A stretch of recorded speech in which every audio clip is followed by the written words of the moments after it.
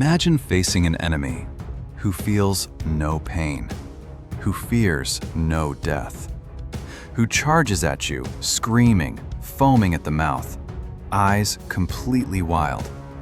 No armor, sometimes no clothes, just pure, unstoppable rage. Your trained soldiers frozen in terror, your weapons seeming useless, your formations breaking apart. These were not monsters from mythology. These were real men, Viking Berserkers. And the mere sound of their name was enough to make entire armies turn and run. Before we talk about the Berserkers, we need to understand the world they came from. Scandinavia, 8th to 11th century AD. A land of dramatic fjords, endless forests, brutal winters, and a people forged by constant struggle against nature itself. The Vikings were not simply raiders and pirates, though they were certainly that. They were farmers, traders, explorers, and craftsmen who built the most advanced ships the medieval world had ever seen. Ships so perfectly designed they could cross the open Atlantic Ocean, reaching North America 500 years before Columbus. Ships shallow enough to sail directly up rivers, striking deep into the heart of Europe. The Vikings raided Paris, settled Ireland, conquered England, established Russia, traded with Constantinople and the Islamic caliphates.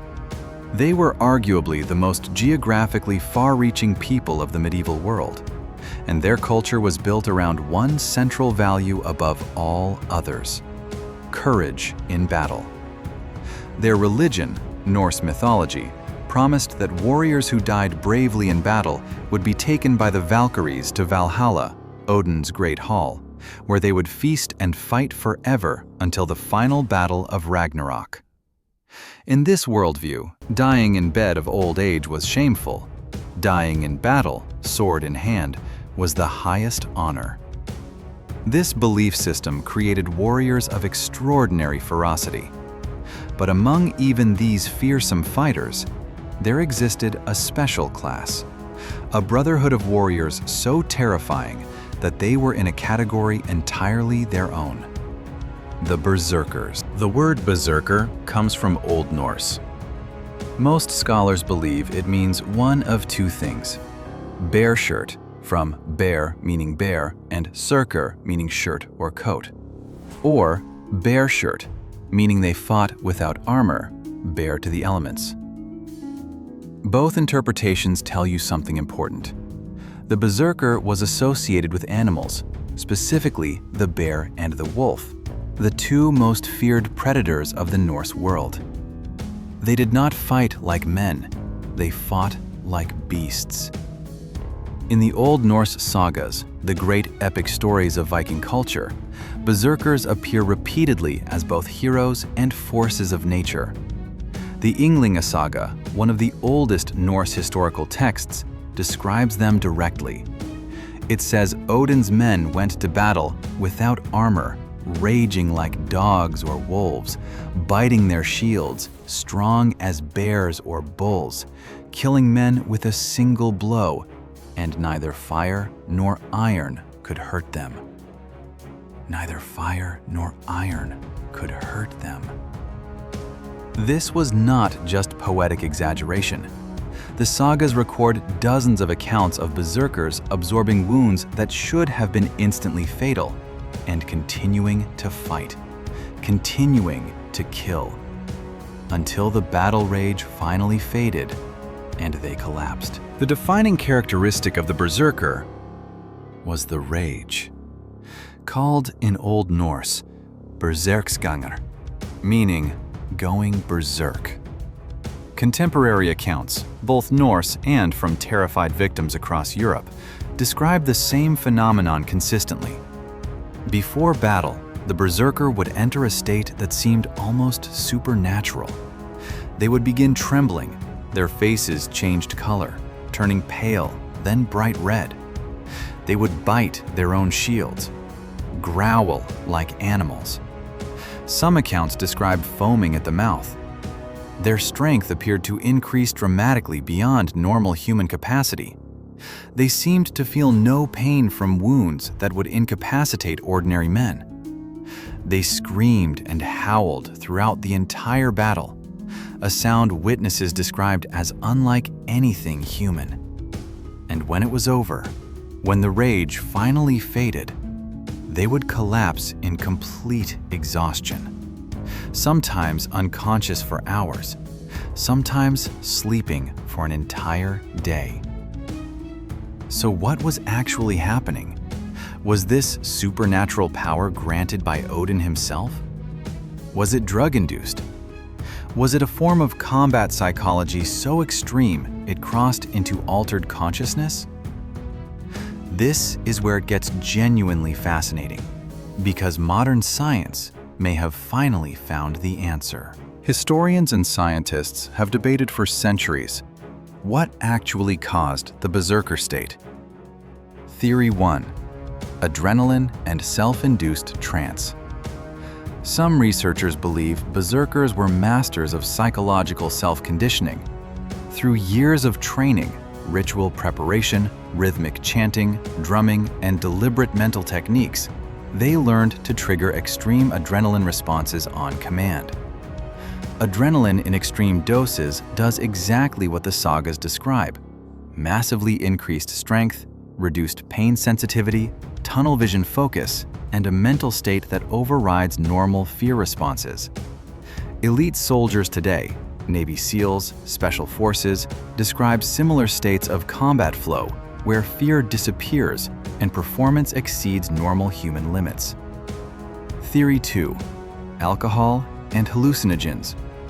Some historians have suggested berserkers consumed large quantities of alcohol before battle, lowering inhibitions and pain sensitivity.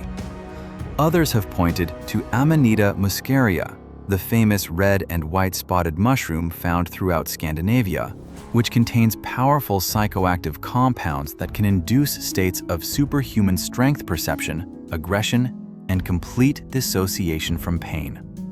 Several academic papers have argued that the specific symptoms described in the sagas, the trembling, color changes, strength increase, pain immunity, and post-battle collapse and sleep, match Amanita muscaria intoxication almost perfectly.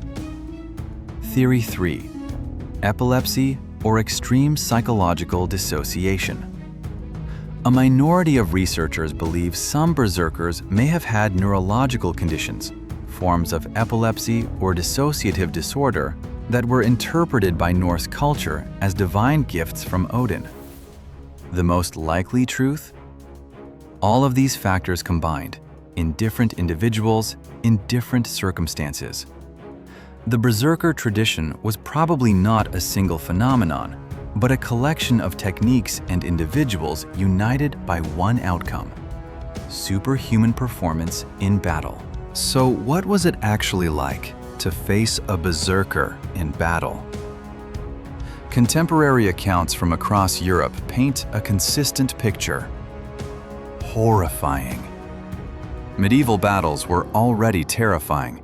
Two shield walls of armored men smashing into each other, stabbing, hacking, screaming. But the berserkers did not fight in shield walls. They were shock troops, used specifically to break enemy formations. They would charge ahead of the main Viking force, screaming, weapons whirling, hitting the enemy line before it was psychologically prepared. The effect on enemy soldiers was described repeatedly in historical sources as something close to mass panic. English chronicles from Viking raids describe soldiers, trained, experienced fighters, simply breaking and running when berserkers appeared. Not because they calculated they would lose, but because something primal in the human brain, some ancient instinct for self-preservation, told them that what was coming at them was not entirely human. The berserkers reportedly preferred two-handed weapons, axes and swords that sacrificed defense for devastating offensive power. They did not try to not get hit. They simply did not care if they got hit. A fighter who does not care about self-preservation is, from a tactical perspective, almost impossible to fight conventionally. Every combat system humans have ever developed assumes the opponent wants to survive. Berserkers removed that assumption, and it made them virtually unstoppable. But berserkers were not just battlefield weapons.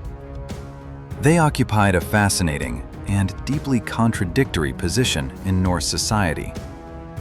On one hand, they were elite warriors, the most feared fighters in the most feared military culture in medieval Europe. Kings and jarls, Norse chieftains, actively recruited berserkers as personal bodyguards and shock troops. To have berserkers in your warband was a mark of power and prestige. The legendary Norse king Harald Fairhair, who united Norway in the late 9th century, reportedly had a personal unit of berserkers who fought at the front of every battle, protecting the king's own ship.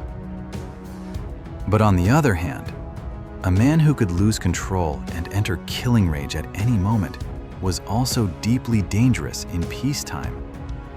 The sagas are full of accounts of berserkers causing chaos when not at war, starting fights at feasts, threatening innocent people, demanding women and property through intimidation.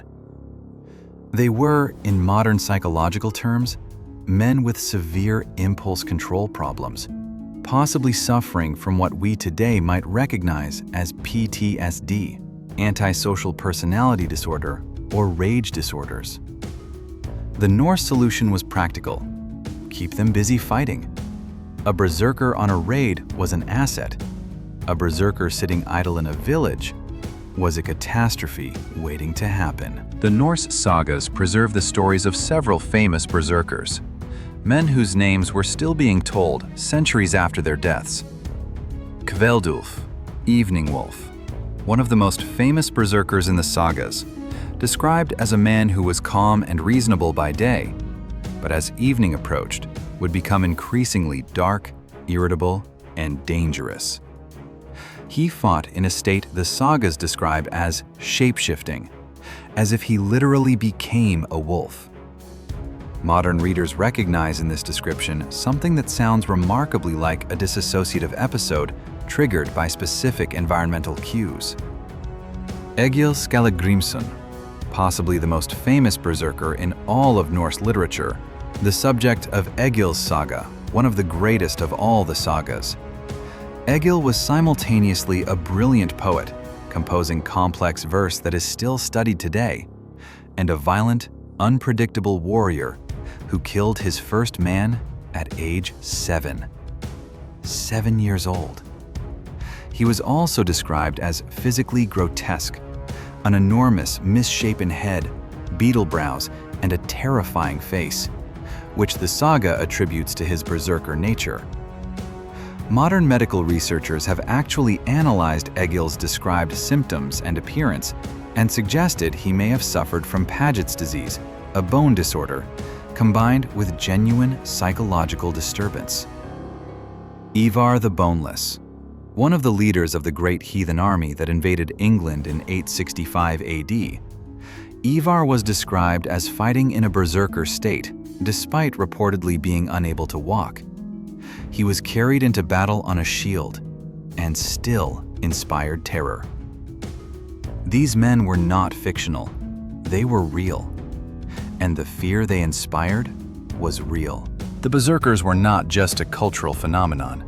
They had real and lasting impact on European history. The Viking raids that began in 793 AD with the sack of the monastery of Lindisfarne off the English coast shocked the entire Christian world. Monks described the raiders as pagans from the north, sent by God as punishment. The sheer psychological terror of Viking raids, and the berserkers who led them, fundamentally changed how medieval European societies organized themselves.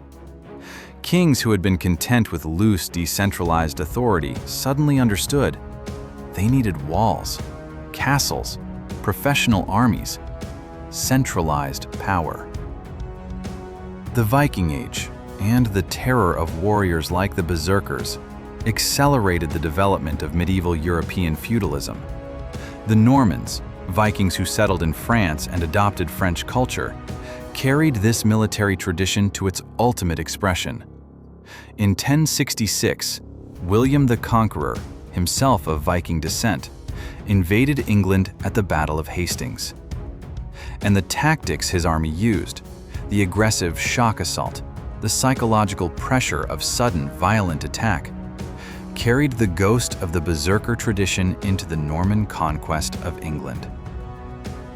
The Berserkers are gone, but their influence changed the shape of the world. By the 11th and 12th centuries, the Berserker tradition was dying. Two forces combined to end it. First, Christianity. As Scandinavia converted to Christianity, the Norse religious framework that gave Berserkers their identity and purpose disappeared. There was no more Odin, no more Valhalla, no more honor in dying in battle rage. The new religion emphasized peace, restraint, and forgiveness, qualities that were, to put it gently, not the Berserkers' strongest characteristics. Second, changing military technology and tactics. The shield wall tactics that Berserkers were designed to break were themselves evolving. Heavier armor, more sophisticated formations, castle fortifications, and crossbows changed the nature of warfare in ways that made unarmored human shock troops increasingly impractical. A charging berserker in the 9th century could break a shield wall of terrified farmers. A charging berserker in the 12th century got shot by crossbows from behind castle walls. The world had moved on. And then, in 1123 AD, the Norse legal code of Iceland officially banned berserkers. They were declared outlaws, subject to immediate exile or death. The tradition that had terrified Europe for 300 years was made illegal, and within a generation, it was gone. The berserkers have been gone for nearly 1,000 years. And yet, their legacy is everywhere. The word berserk, meaning out of control, wildly aggressive, is used in every major language on Earth today.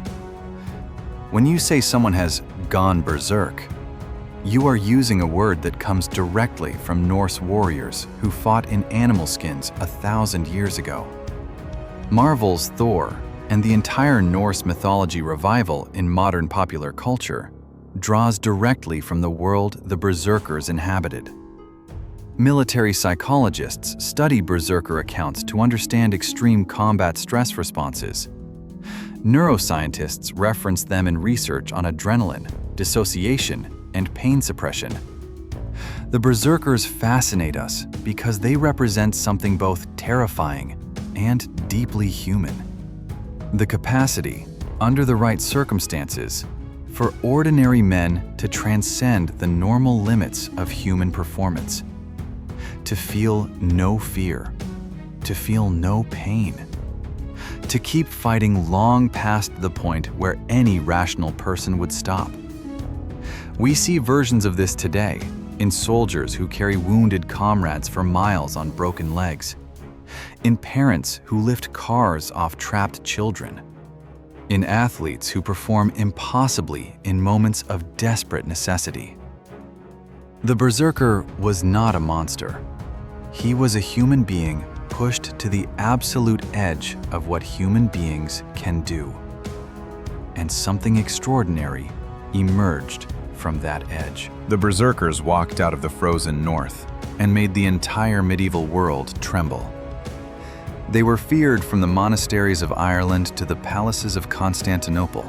They shaped European history, changed military tactics, left their name in every language on earth. And they did it all with nothing but rage, belief, and the terrifying human will to fight. They were not supernatural. They were not monsters. They were men, who had found a way to become something more than men. If this video gave you something, like it. It helps this channel more than you know. Subscribe for more deep dives into history's most extraordinary warriors and civilizations. And tell me in the comments, do you think the Berserker rage was real? Or was it all psychological? I will see you in the next one.